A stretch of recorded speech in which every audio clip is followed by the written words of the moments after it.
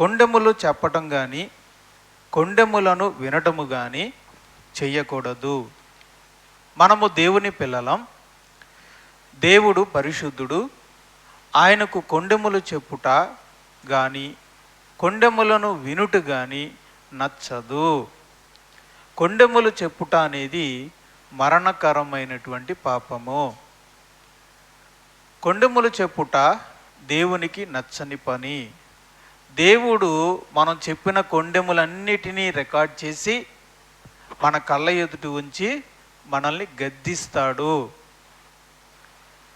కొండెములు చెప్పుట వలన జగడములు కలుగును, మనుషుల మధ్య భేదాభిప్రాయాలు పుట్టును. మనము సమాధానమునకు కర్తలమే కానీ గొడవలకు కర్తలము కాదు. మనము సమాధానమునకు కర్తలమే అంటే మృదువైన మాటలతో విడిపోయిన ఇద్దరిని ఒకటి చేసేటువంటి సమాధాన కర్తలం. అంతేగాని లేనిపోని మాటలు చెప్పి ఇద్దరిని విడగొట్టేటువంటి కలహప్రియులం కాదు మనం. ఎందుకంటే మనము మనకిని మధ్యన యేసుక్రీస్తు సమాధానకర్తగా ఉండి దేవునితో మనల్ని సమాధానపరిచాడు. కాబట్టి సమాధానం కొరకు పిలబడిన మనం లోకానికి సమాధానం కలిగించేలా ఉండాలి తప్ప గొడవలు పెట్టేలాగా, పోట్లాట్లు పెట్టేలాగా, మనుషుల్ని విడగొట్టేలాగా మనము ఉండకూడదు. దాని కొరకు మనుషులు ఏం చేస్తారు?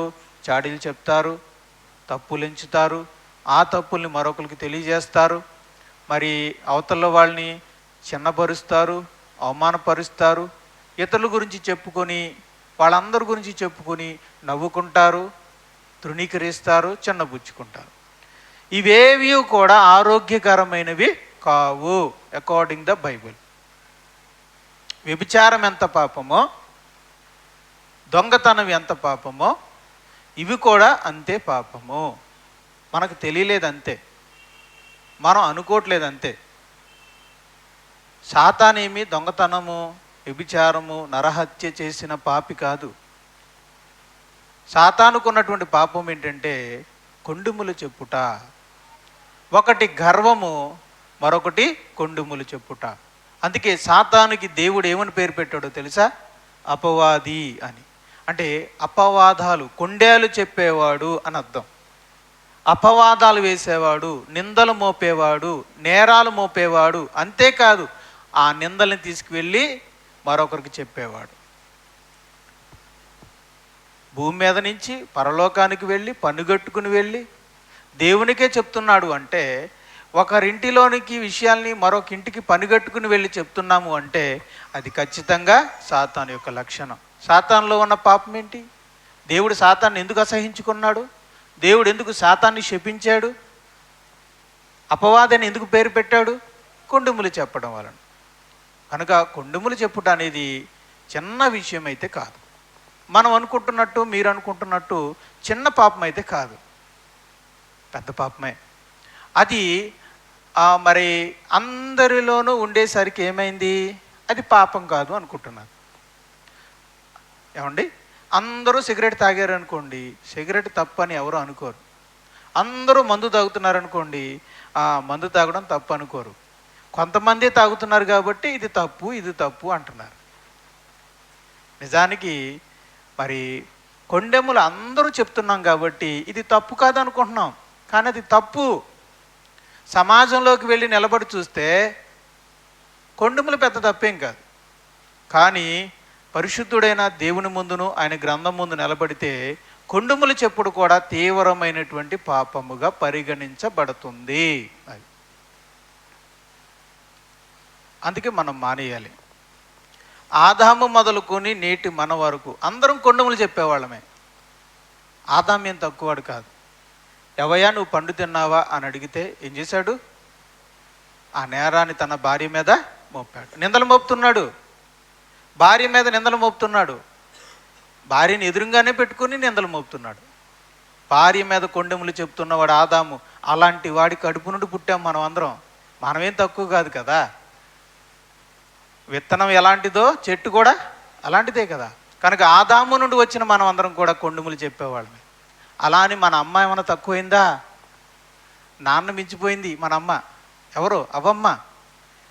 నాన్నగారేమో అమ్మగారి మీద వేశారు కొండెం. మరి అమ్మ ఏం చేసింది? డబుల్ డిగ్రీ చేసింది ఆవిడ. ఇంకా సర్పం మీద వేసింది. అలాంటి వాళ్ళ కడుపు నుండి పుట్టిన వాళ్ళం మనం అందరం. కాబట్టి మనందరికీ నరనరాన రక్తంలో జీర్ణించుకుపోయింది ఏంటది? కొండేలు చెప్పడం. మీరేమీ కంగారు పడవలసిన లేదు. నాతో సహా అందరిలోనూ ఉన్నది. కొందరికి డోసు ఎక్కువగా ఉంటుంది, కొందరికి డోసు తక్కువగా ఉంటుంది. కొందరు మరీ పనిగట్టుకుని బస్సు ఎక్కి మరీ వాళ్ళంత దూరానికి వెళ్ళి చెప్పొస్తారు. కొంతమంది ఇంటి పక్కకి వెళ్ళి చెప్తారు. అల్లంత ఊరెళ్ళి చెప్పినా కొండేలే, ఇంటి పక్కకి వెళ్ళి చెప్పినా కొండేలు. అంతెందుకు, మీరు మీ పక్కనున్న భార్యతో చెప్పినా అది కొండమే, మీ ఇంట్లో మీ భార్యకి చెప్పినా కొండమే, మీరు మీ భర్తకు చెప్పినా కొండమే. కొండేలు చెప్పడం కోసం ఊర్లు వెళ్తేనే పెద్ద పాపం కాదు. ఇంట్లో ఉన్న భార్యతోనూ భర్తతోనూ చెప్పుకున్నా కూడా కొండెముతోనే లెక్క.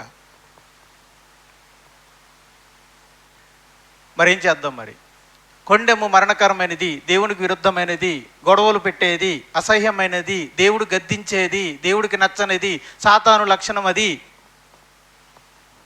మరేం చేయాలి? మరి మానేయాలి. దాన్ని మనం క్రీస్తు రక్తంలో కడుక్కోనాలి. మొదట కొండెములు చెప్పుట తీవ్రమైన పాపంగా ఎంచండి. అది నేను చెప్పేది.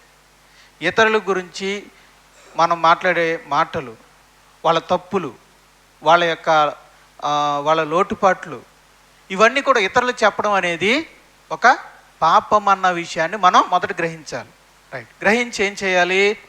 రైట్, దేవుని దగ్గరికి వెళ్ళి, ప్రభువా ఈ కొండెములు చెప్పే పాపం నుంచి నన్ను కాపాడు. ఏం లేదు, నేను అడిగానండి, నేను అడిగాను, మీరు అడిగితే మీరు అడుగుతలేదు, మీ ఇష్టం.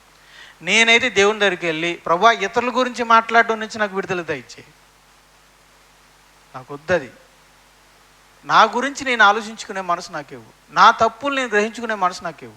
ఇతరుల తప్పులు నాకు అనవసరం, ఇతరుల తప్పుల గురించి ఇతరులకు చెప్పడం నాకు అనవసరం. దానివల్ల నా నోరు నేను పాడు చేసుకోదలుచుకోలేదు, ఈ పాపం నేను చేయదలుచుకోలేదు. ప్రభువా నాకు సహాయం చేయి అని అడిగాను. నేను చెప్తున్నాను, విజయం ఒక్క రోజులో రాలేదు నాకు. అంటే కొండెములు చెప్పుట అనేది, గెలవడం అనేది చిన్న విషయం కాదు. ఒక రోజులో ప్రార్థన చేయగానే రెండో రోజు నుంచి మానేయడానికి ఇదే మ్యాజిక్ కాదు. పేద విధవరాల్లాగా రోజు వెళ్ళి ప్రార్థన చేయాలి దేవుడికి. ప్రభువా కొండెములు, ప్రభువా కొండెములు మానునట్లు సహాయం చేయి అని మీరు మాటి మాటికి వెళ్ళి పట్టుదలగా ప్రార్థన చేస్తే తప్పక దేవుడు మీకు కొండెముల మీద ఒకరోజు విజయాన్ని దయచేస్తాడు. అయితే దీనికి కూడా ఒక సరిహద్దు ఉంది, గమనించండి. కొండెములు చెప్పడానికి వాస్తవాన్ని మాట్లాడుకోవడానికి తేడా ఉంది. వాస్తవం మాట్లాడడం తప్పులేదు. వాస్తవాన్ని కొన్నిసార్లు కొంతమంది తప్పుల్ని నలుగురు మధ్యలో, కొంతమంది మధ్య దగ్గరలో మాట్లాడాలి. ఉదాహరణకి, తల్లి తన బిడ్డలో ఉన్న లోపాలని దాస్తుంది, మంచిది. ఏం చేస్తుంది? వెళ్ళి తండ్రికి చెప్తుంది, అంతేగాని ఊళ్ళో వాళ్ళకి చెప్పదు కదా. ఇంటింటికి వెళ్ళి ఊరూరికి చెప్పి బిడ్డలో ఉన్న లోపాన్ని చెప్తే అది కొండెం. తన ఇంట్లో ఉన్న భర్తకి చెప్తే అది వాస్తవం. ఇప్పుడు ఊళ్ళో వాళ్ళందరికీ చెప్పడం వల్ల బిడ్డ పరువే పోతుంది. దానివల్ల ఏమైనా ఉపయోగం ఉంటుందా? ఉండదు. అదే తండ్రికి చెప్తే క్రమశిక్షణ చర్య తీసుకుంటాడు, బిడ్డ మీద శిక్ష తీసుకొని శిక్షణ ఇస్తాడు, క్రమశిక్షణలో పెడతాడు.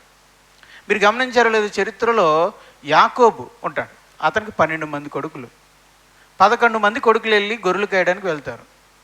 యోసేపు చిన్నోడు, అన్నయ్యలు తప్పులు చేస్తున్నారు. 10 మంది అన్నయ్యలు చేసే తప్పులన్నీ తీసుకెళ్ళి యాకోబుకి చెప్పాడు. ఇది కొండెములు చెప్పడం కాదు, మరేంటిది? తండ్రికి వాస్తవాన్ని చెప్పడం. అదే యోసేపు ఊరో వాళ్ళందరికీ చెప్పాడు అనుకోండి, మా అన్నలు చూసారా ఎలాంటి వాళ్ళు, గొర్రెలు తినేస్తున్నారు, గొర్రెలు నమ్మేసుకుంటున్నారు, గొర్రెల్ని పక్కన పెడుతున్నారు, వాళ్ళ స్వార్థానికి వాడేసుకుంటున్నారు, తండ్రికి అబద్ధం చెప్తున్నారని పన్నోళ్ళ దగ్గరికి వెళ్ళి, దాసుల దగ్గరికి వెళ్ళి గుసగుసలాడారు అనుకో, అది తప్పు. అదే తండ్రి దగ్గరికి వెళ్ళి చెప్పాడు అనుకో, అది వాస్తవం. మనం వాస్తవం మాట్లాడాలి, కొండెములు మాట్లాడకూడదు. ఒక విశ్వాసుల లోపం ఉందనుకోండి, మరొక విశ్వాస దగ్గర మాట్లాడొద్దు. మరేం చేస్తావు? క్లోయో ఇంటి వారి వలె దైవజనుడైన పౌలుకి చెప్పినట్టుగా మీరు వెళ్ళి ఏం చేయాలి? దైవజనుడికి చెప్పాలి. పలానా విశ్వాసులకి లోపం ఉంది. దైవజనుడా, సంఘంలో ఈ లోపాలు ఉన్నాయి, లేదా పలానా విశ్వాసులు ఈ లోపాలు ఉన్నాయి, మరి ఏం చేద్దాం అని చెప్పి ఆలోచించడం వాస్తవం. అది ఆరోగ్యం. అంతేగాని సాటి విశ్వాసుల దగ్గరికి వెళ్ళి ఏం ప్రార్థన చేద్దాం ఏంటో, ఇంటికి వెళ్తే అన్ని బూతులే అని మరొకరి దగ్గర ఎందుకు చెప్తున్నావు? తక్కువ చేయడానికి, నిన్ను హెచ్చించుకోవడానికి, ఆ లోపాలు చెప్పి వాళ్ళంత పరిశుద్ధులు కాదు అని చెప్పి ఆనందించడానికి, నీ లోపల ఉన్న ఆనందాన్ని, దాన్ని ఏమంటారు? రాక్షస ఆనందం. నీ రాక్షస ఆనందాన్ని, మన రాక్షస ఆనందాన్ని అనుభవించడానికి మనం చేస్తున్న పనే తప్ప ఎందుకు ఉపయోగం లేదు. అదే దైవజనుడికి చెప్తే నేరుగా వెళ్ళి చెప్తాడో, వాక్యం ద్వారా చెప్తాడో, సరి చేసుకుంటాడు. క్లోయో ఇంటి వారు పౌలు దగ్గరికి వెళ్ళి కొరింథీలో ఉన్న లోపాలని చెప్తే, ఎఫెసీలో ఉన్న పౌలు కొరింథీలకు రాసిన మొదటి పత్రిక రాసి పంపించాడు. అది కొరింథీలకు రాసిన మొదటి పత్రిక అంటే. కొరింథీలో ఏమున్నాయి? లోపాలు ఉన్నాయి, కోట్లాట్లు ఉన్నాయి, కలహాలు ఉన్నాయి, పోట్లాట్లు ఉన్నాయి, విభజనలు ఉన్నాయి, ధనవంతుడు పేదవాడు అనే భేదాభిప్రాయాలు ఉన్నాయి, వ్యభిచారం ఉంది, విగ్రహార్పితమైన వాటిని గుడిల దగ్గరికి వెళ్ళి భోజనాలు చేస్తున్నారు. ఇవన్నీ లోపాలు ఉన్నాయి, ఇవన్నీ లోపాలు ఉన్నాయి. ఇవన్నీ క్లోయో ఇంటి వారు వెళ్ళి పౌలుకి చెప్పారు. దీన్ని చాడీలు చెప్పడమా? కాదు కాదు, వాస్తవం చెప్పడం. అదే ఊళ్ళో వాళ్ళందరి దగ్గరికి వెళ్ళి మా సంఘం ఎలాంటిదో తెలుసా, అందరూ ఇలాంటి వాళ్ళే, అలాంటి వాళ్ళు, ఇలాంటి వాళ్ళు నువ్వు చెప్పావు అనుకోండి, అది చాడీలు చెప్పడం, అది కొండేలు చెప్పడం. అదే దైవజనుడికి చెప్తే దైవావేశంతో సరిచేస్తాడు, వాక్యంతో సరిచేస్తాడు. కాబట్టి చెప్పాలి. అది వాస్తవం. కొండములు చెప్పడానికి వాస్తవం చెప్పడానికి తేడా ఉంది. ఎవరికి చెప్పాలో వారికి చెప్తే అది సత్యం, ఎవరికి చెప్పకూడదో వాళ్ళకి చెప్తే అది కొండం. అంతే తేడా. అప్పుడు పౌలు రాశాడనమాట కొరింథీయులకు రాసిన మొదటి పత్రికని. మీరు చూస్తే లోపం చెప్తాడు, దాన్ని సరిదిద్దుతాడు, మళ్ళీ లోపం ఎత్తుతాడు, సరిదిద్దుతాడు, మళ్ళీ లోపం ఎత్తుతాడు, సరిదిద్దుతాడు, లోపం ఎత్తుతాడు, సరిదిద్దుతాడు. అదే కొరింథీయులకు రాసిన మొదటి పత్రిక అంతా. మీరు కావాలతో చూడండి. నేను అన్నాను కదా, ఇంటికి వెళ్ళి ఒకసారి కొరింథీయులకు రాసిన మొదటి పత్రిక అంతా చదవండి. లోపాలను సరిచేయుట. ఎవరు చెప్పారు ఆయనకి? కొరింథీలో ఉన్న లోపాలను ఎవరు చెప్పారు? క్లోయో ఇంటి వారు. క్లోయో ఇంటి వారు. ప్రియమైన దేవుని వారలారా, వాస్తవాలు ఎవరికి చెప్పాలో వాళ్ళకి చెప్పాలి, దాన్ని సత్యం అంటారు. అలా కాకుండా అవసరం లేని వారందరికీ చెప్పుకుంటూ వెళ్తే, అల్లరి చేయాలనుకుంటే, గొడవలు పెట్టాలనుకుంటే, తప్పులు ఎంచాలనుకుంటే, తృణీకరించాలనుకుంటే, నేరస్తుడిగా నిందితుడిగా నిలబెట్టాలని నీ మనసులో కోరిక ఉంటే, తప్పులు పట్టాలని ప్రయాసపడుతున్నావంటే రాంగ్ రాంగ్ రాంగ్. సాతాను బుద్ధి అది.